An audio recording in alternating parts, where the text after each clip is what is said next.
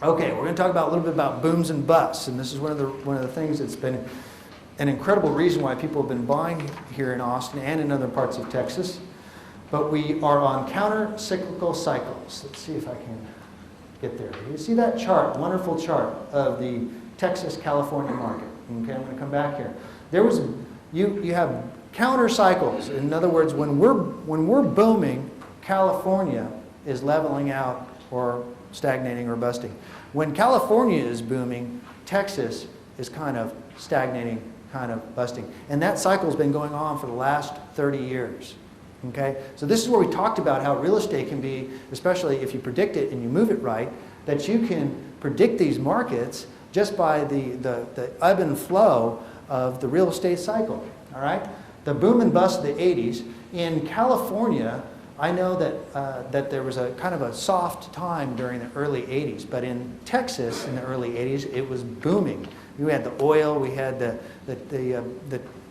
favorable tax laws, and we had just a great time. But we had an overbuilding situation. So by the mid-80s, we had a bust in Texas. But in 1985, 1986, what happened to California? From 86 to 2000, we had a huge increase, okay? Then what happened was in the early 90s, we had a softening of the California market, partly due to that 10% to 8% affordability factor, which caused me to start thinking about moving into other markets, okay? Because I couldn't afford a house and my income was tied to real estate market. And if the market went down, not only was my income, but my wealth was tied to real estate. What was going to happen to that, to my wealth? Well, I didn't want to take that chance. I studied these cycles and I said, you know what? I better move my money in a safe haven, okay? And that's what we're talking about today. So in the early 90s, the California market dropped in some areas as much as 30 to 50%. From 1990 to 1997, we saw a drop.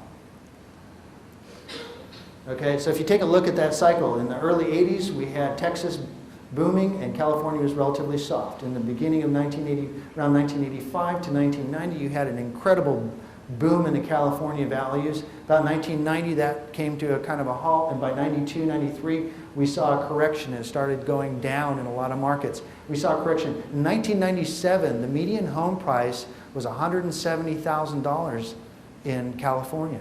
$170,000. That's what the median price is right now in Austin, Texas. Okay, and so in the meantime, in the 1990s, we had in Texas had a complete run-up all the way to the year 2000.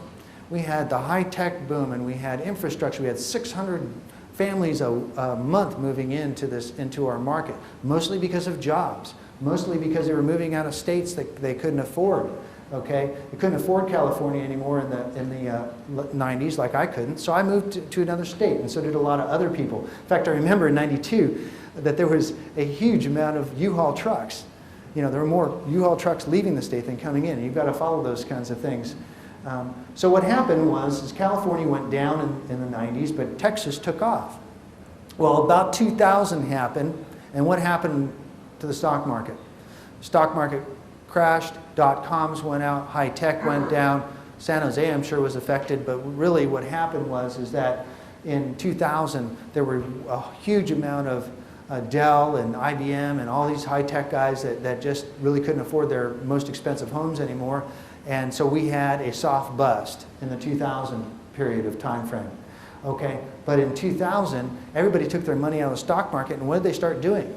They invested it in real estate in California. And so from about 2002 to 2006, you saw what we all know what happened.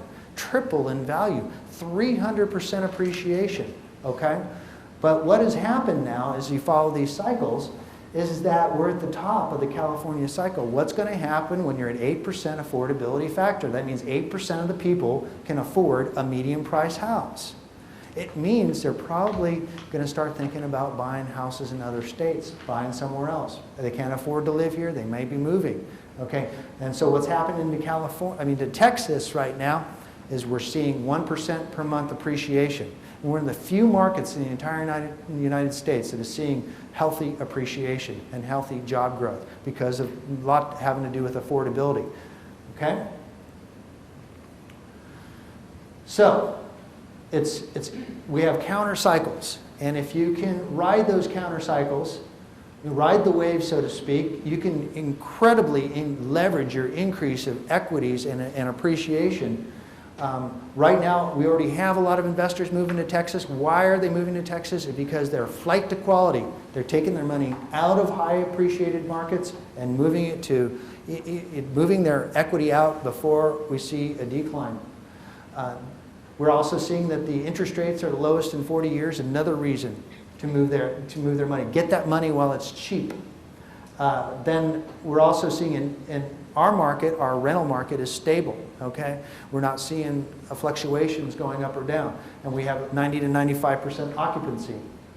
What you can do with this chart, I've seen people do it and watched people do it, is they rode the Texas market in the early 80s, and if they're really smart, they would have sold all their property around 1985 and did a 1031 tax-deferred exchange, which means tax-deferred money, they're not paying gains, and moved it back into California and rode that wave from 1985 to 1990, using the leverage that they could have used by taking, let's say they took a $100,000 property, now it's worth $200,000. They took that in 1985, took that $200,000 property, now they have $100,000 extra, and they could have bought 10 properties with 10% down and $100,000 and bought that in California in 1985 and rode that wave up.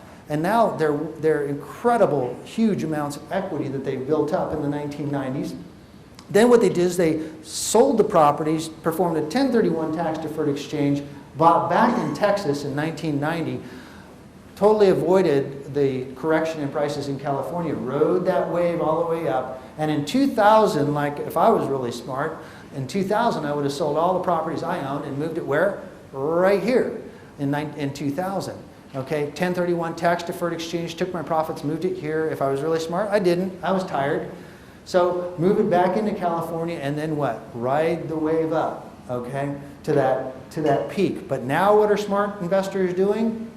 They're taking their properties here, either pulling cash out or they're selling them and doing a tax-deferred exchange, and they're looking for the next market. And Austin, Texas is one that's high on most people's radar.